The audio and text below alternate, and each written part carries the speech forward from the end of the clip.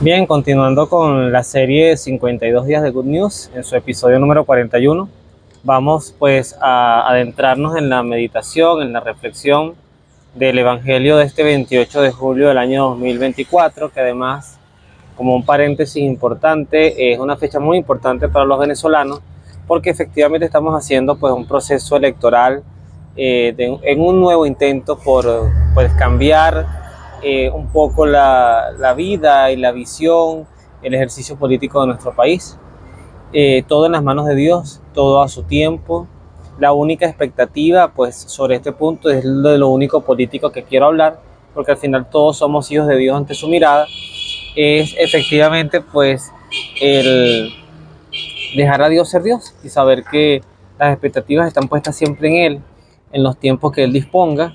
Como Él le decía a Pilatos, pues tú no tendrías poder sobre mí si no te hubiese sido dado de lo alto. Esa frase creo que es una oración viva de que en los tiempos de Dios pues se dan los cambios necesarios para el bien de los que le aman. Yo lo que más le pido al Señor es que Venezuela nunca deje de ser un país católico, que María nunca pierda su presencia, para que no ocurran hechos bochornosos como los que ocurrieron recientemente en la inauguración de los Juegos Olímpicos de Francia, donde es el otro extremo del radicalismo, donde ya a Dios se le pierde el respeto, el temor, pues sencillamente caemos en los otros excesos vulgares y soeces de el respeto a las cosas sagradas.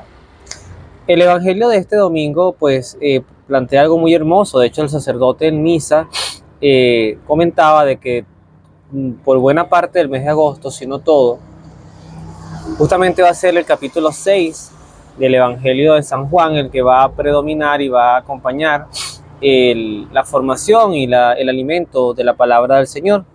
El capítulo 6 justamente inicia con esta multiplicación de los panes y posteriormente terminará haciendo una gran introducción, un gran tráiler, diría yo, a lo que es la Eucaristía, el milagro eucarístico, donde Jesús mismo decía que Él es el pan vivo bajado del cielo.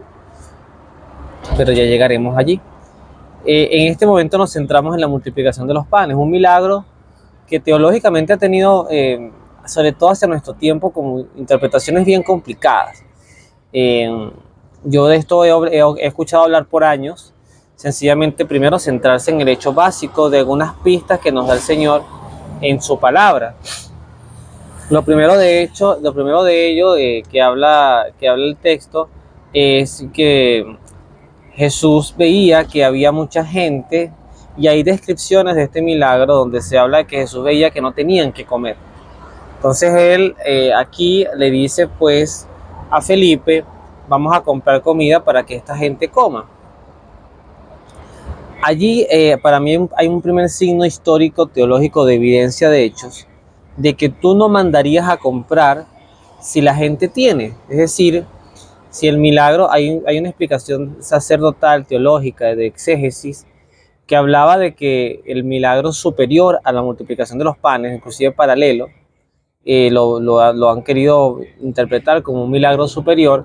No es que Jesús multiplicó los panes, sino que logró la conversión del corazón y quitó la mezquindad y el egoísmo que muchas veces encierra nuestra falta de generosidad, cosa que es cierta. Es decir, uno mismo, yo me acuso, a veces peca de que si yo tengo mi porción de comida o tengo algo para mí, pues me lo como a escondida o me cuesta compartirlo. Entonces puede, sin duda, eso también es un milagro de conversión, pero no es lo que narra el Evangelio. El Evangelio habla de un primer hecho importante: ¿para qué mandar a comprar si la gente tenía? Entonces efectivamente había una escasez de alimentos.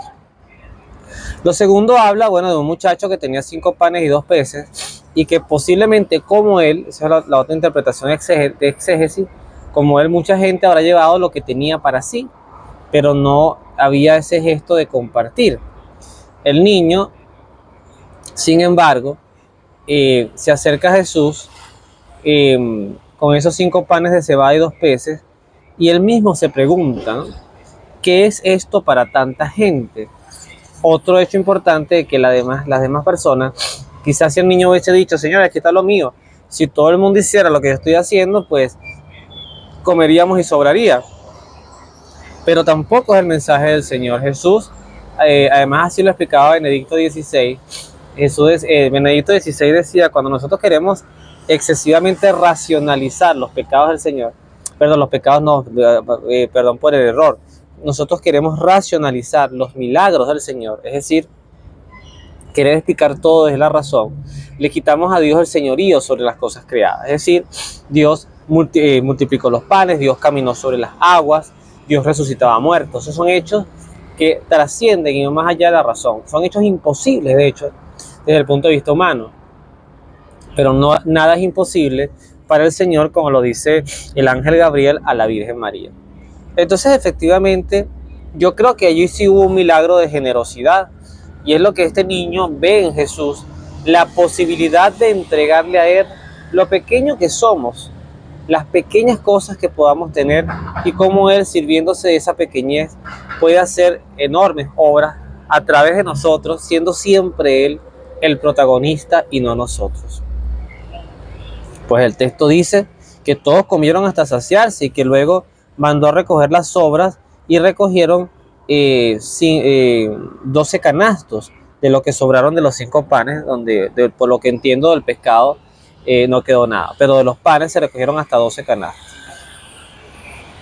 En este punto importante, ya para ir culminando el Evangelio, y justamente tiene que ver con nuestro proceso electoral en Venezuela, Jesús se aparta porque Él se da cuenta, ya cuando ve que la gente quería proclamarlo rey,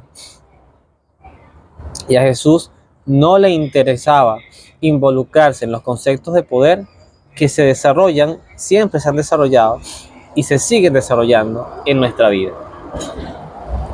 Nosotros vemos que nuestros presidentes, indiferentemente del país que sea el país más rico o más pobre del mundo, nuestros presidentes, nuestros mandatarios, pues pareciera que siempre nadan en la opulencia, en los guardaespaldas, en los buenos carros, en los viajes, en las buenas comidas. Es inconcebible entender a un rey como lo es nuestro Señor, Rey de Reyes, que se arrodilla ante sus discípulos y le lava los pies, por ejemplo, que les decía que el que quisiera ser el primero, que se hiciera el último y el más pequeño. Un rey que es capaz de morir primero, para que luego nosotros entendamos que en la muerte no está el final. Un rey que se aventura el sufrimiento para que nosotros también abracemos el nuestro y entendamos que en la vida sufrir y ofrecer el sufrimiento también es signo de purificación y de oblación por nuestros pecados y los pecados del mundo entero. Así que en Jesús, sencillamente el signo del alimento, del ejemplo, del testimonio, es lo que debe marcar toda nuestra guía. Por eso, más allá de quienes gobiernen nuestros países, todo bajo la mirada del Señor, yo no quiero ver a mi país Venezuela siendo un reflejo de lo que hoy bochornosamente se está convirtiendo, por ejemplo, Francia y muchos países de Europa. Una sequedad espiritual, una burla espiritual, una miseria humana en torno a los valores que además le han costado a la humanidad el sacrificio y el dolor del Rey de Reyes y Señor de Señores, porque además, como nos dice San Pablo, ya con esto voy terminando, justamente en la segunda lectura de la carta a los Efesios, él termina diciendo y nos recuerda que hay un solo Dios, una sola fe, un solo bautismo, un solo Dios y Padre de todos, que reina por todos y actúa a través de todos y vive por todos los siglos. Es decir, aquí no se trata de sincretizar la fe, de aceptar cualquier cosa que venga por ahí, porque al final respetar es crecer, no. Aquí se trata del reconocimiento y la evangelización. Eso sí, no a la fuerza, pero con valentía, con sentido de identidad, de decir, hay un solo Dios. A ese Dios hay que respetar, hay que reconocer y está allí dispuesto a transformar tu vida y la mía. Que Jesús se haga como en la multiplicación de los panes, alimento y de salvación para todos. Que Dios los bendiga, nos vemos en la oración.